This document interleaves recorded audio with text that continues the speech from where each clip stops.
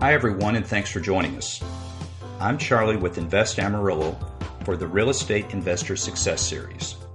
In this video, I'll cover a topic that many investors don't think through: choosing the best financing option for buy and hold real estate. By buy and hold, we mean that you intend to own the property as an investment for at least 5 years, not flip it or have it be your primary residence. Now, imagine that you've identified a single-family home that you believe would be a great investment property. Assuming you have the funds to pay cash, should you do that or use a loan for part of the purchase price? Many investors don't put much thought into that question. They rely on advice they've heard from other investors.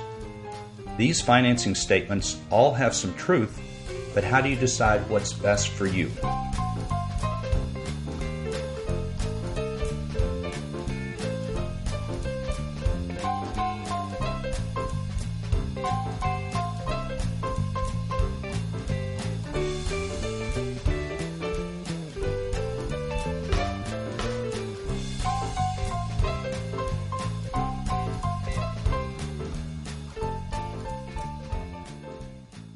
After getting asked again and again about the best way to purchase investment property, we came up with a basic 4-step process that works every time. Follow these steps and you'll know your property is financed in a way that best meets your financial goals. Research current loan options and double-check your assumptions about the property's income potential and expenses. Analyze. Run pro forma scenarios to determine rates of return and cash flow under different financing scenarios. Self-assess. Get specific about your primary investment objective. Finally, select the financing option that best meets your investment objective.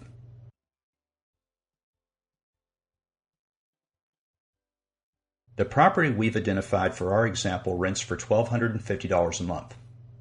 Allowing for vacancy, we project annual net rent of $14,250.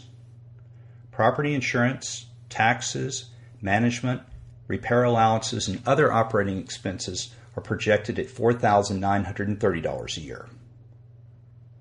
Our mortgage banker tells us he can go as high as a 75% loan to value, so we'll need to put down $31,250 in cash, which is 25%, and finance the remaining 75% of the $125,000 purchase price. Our banker quotes us a rate of 5.0% for a 30-year fully amortizing loan and a rate of 4.25% for a 15-year loan, both with no points or fees.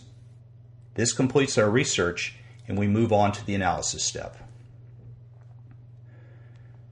To see how financing choice affects cash flow and rates of return, we need to complete a simple pro forma with a column for each financing option: the 30-year mortgage, the 15-year mortgage, and the all cash or no loan option.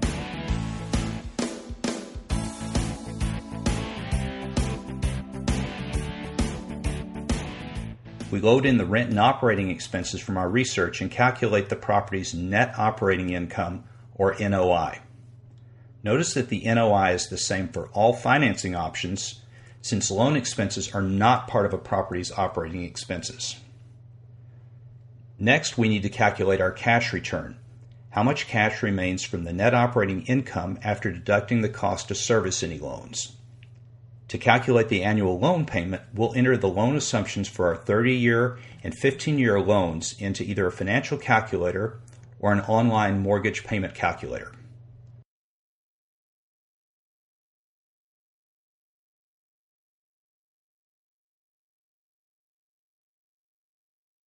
Finally, we need to see how much equity we are building due to the principal portion of each loan payment paying down our loan balance. Since the all-cash purchase has no loan, the cash return and total return are the same. The equity added from the 15-year loan is considerably higher than for the 30-year, since we will be paying off the loan in half the time.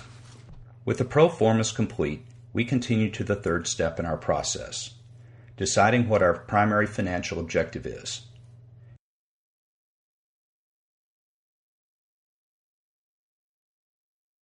Your goal might be to generate the highest income possible to finance your lifestyle during retirement. or you may not need current cash flow but want to generate the highest total return possible. This could come at the cost of having much lower cash flow while you own the property, though.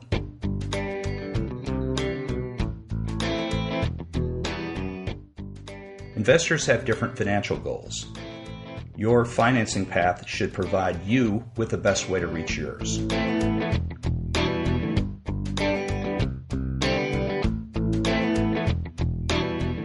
Now it's time for the final step, matching up your financial goal against the pro formas you created earlier. Let's find the best financing option for each of the goals we suggested a minute ago.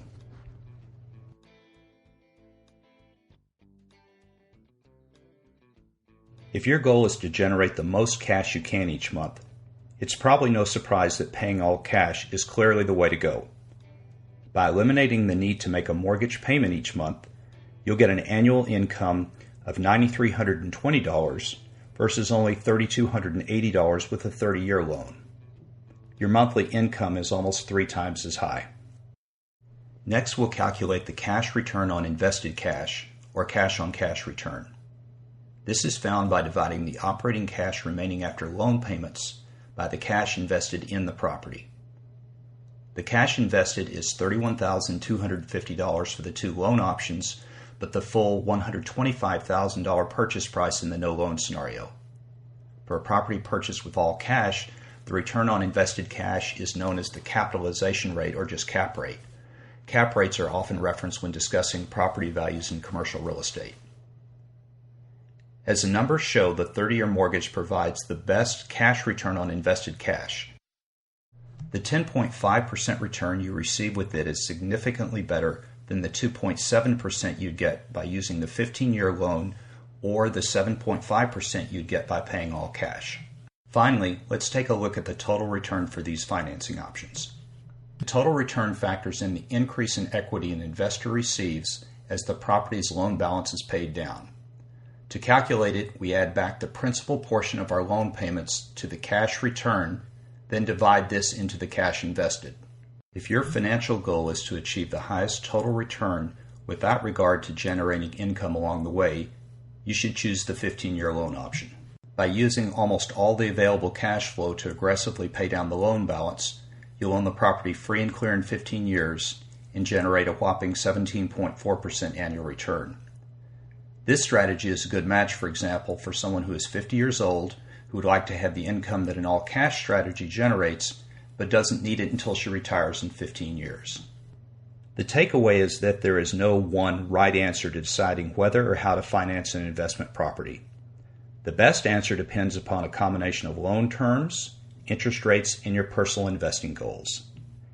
Anyone can use this simple 4-step process to make sure that they are financing their real estate investment in the way that is best suited to them.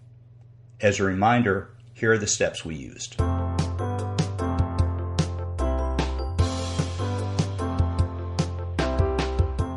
Thanks for watching our video.